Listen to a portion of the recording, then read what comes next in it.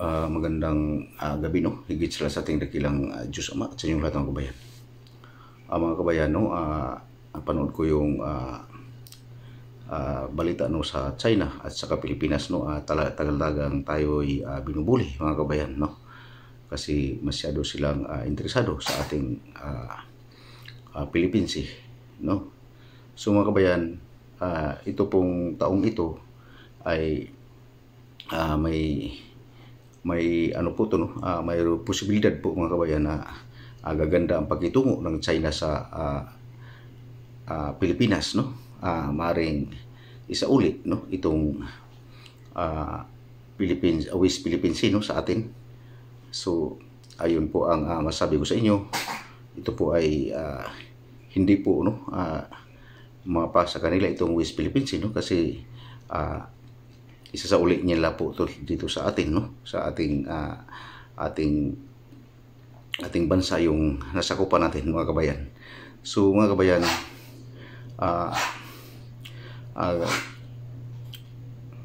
itong pinag-agawang teritoryo, mga kabayan, no, maaring isauli ito ng China, no. Hindi siya malayo, no. Pabor talaga siya isauli, no, ang ating teritoryo, at saka sa ibang bansa, mga kabayan, yung inaagaw nilang teritoryo, mayroon din pong posibilidad na maisauli nila lahat ito, no. Kasi po ay ito po ang sinabi ng ating no, kataas-taasan, no, na ito po ay maring maisauli nila lahat ang kanilang kinamkam na teritoryo sa iba't ibang bansa. So mga kabayan, ito po yung ipaparating ko sa inyo, na po ang ating West Philippine Sea ay ang teritoryo natin na inangkin ng China ay hindi po ito mga kabayan. Hindi po sila magtagumpay nito, no. Isauli po nila ito. So ito po yung masabi ko sa inyo. So wag po kayong mag-alala at mga kabayan, masauli po itong ating no, babalik po to sa atin itong ating West Philippine Sea, no. Maisauli po to sa atin. So wag natin po itong alhanin, wag lang po natin idaan sa dahas po ito, mga kabayan.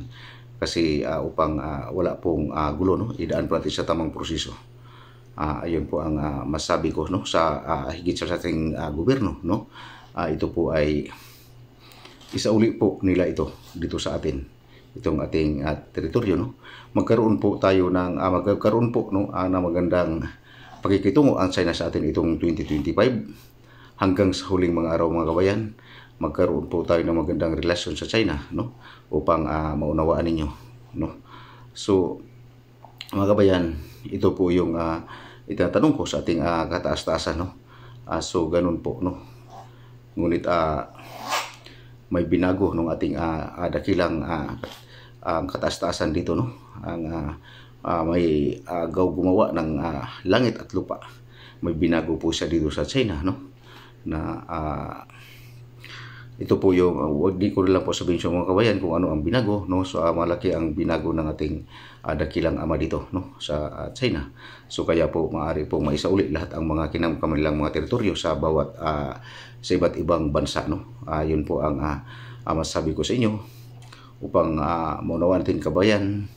Ito po ay maibalik yung sa ating teritoryo po, mga kabayan, maibalik po ito sa atin, no, sa pag-uusapan ng Pilipinas at China. Ito ay ibabalik po nila ito, no, ng maayos, no, at wala pong di po didadaan sa dahas po, mga kabayan, kasi kung idadaan po ito sa dahas hindi po ito masauli.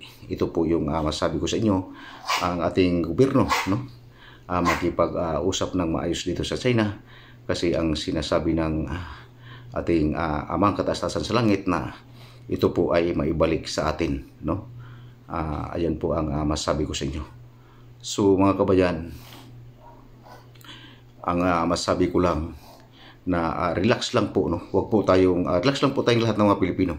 Wag po tayong maging mitsa ng kaguluhan sa China, kung hindi po ay tayo po ay magpakumbaba, dahil po tayo ang madaling sabi, mga kabayan, tayo po ay ang nangangailangan na maibalik yung ating teritoryo, dahil po ay inagaw po ito, no. So yun po ang sa madaling sabi mga kabayan, inaasam natin na makukuha natin ang ating teritoryo at makukuha po natin talaga ito mga kabayan.